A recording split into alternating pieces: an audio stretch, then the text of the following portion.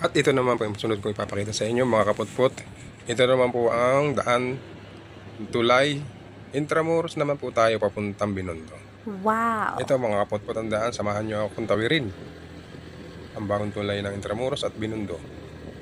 Dito na tayo guys, umpisahan na natin. Paakyat, dahan-dahan lang upang kayo ay masyahan sa aking ipapakitang video. Tapusin nyo mga kaputput hanggang dulo upang makita ninyo kagandahan ng view dito. Dahil sigurado kong masisiyahan kayo sa inyong mga makikita. Ayan mga kaputput, tingnan ninyo ang view dito. Ayan mga papakita ko sa inyo, nasa may gitna na tayo ng tulay. At yan, at nakita natin ang ilang mga nagtatambay, mga vlogger, nagbablog na sila dito. Naunahan nyo pa ako, mga kaputput. At ayan ang mga putput, ang daan dito sa tulay ng Intramuros, papuntang Binondo. Hello mga kaputput, shout out sa inyo lahat dyan. Ang saya-saya nyo dyan ha. Anong pinag-uusapan nyo dyan? Marites kayo ha. Joke lang mga kaputput. Kaya tuloy-tuloy po tayo at ang gaganda ng building. Talaga namang ikaw yan. Mapapatingin ka talaga pag ikaw ay dumaan dito.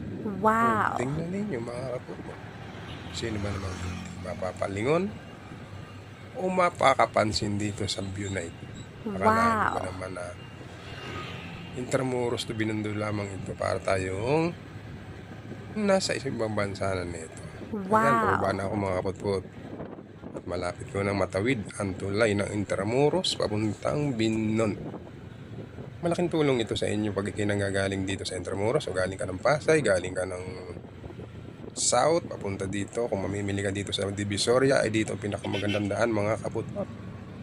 Mabilis na daan papunta dito. Ayan, malapit na tayo. Ayan, ito na ang Binondo mga kaputput. Pababa, dahan-dahan lang. Oops. Medyo dahan-dahan lang kaputput. Wow! Ayun oh.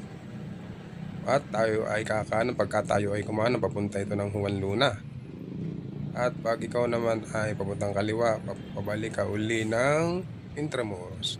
Sana magustuhan mo ang video kong ito.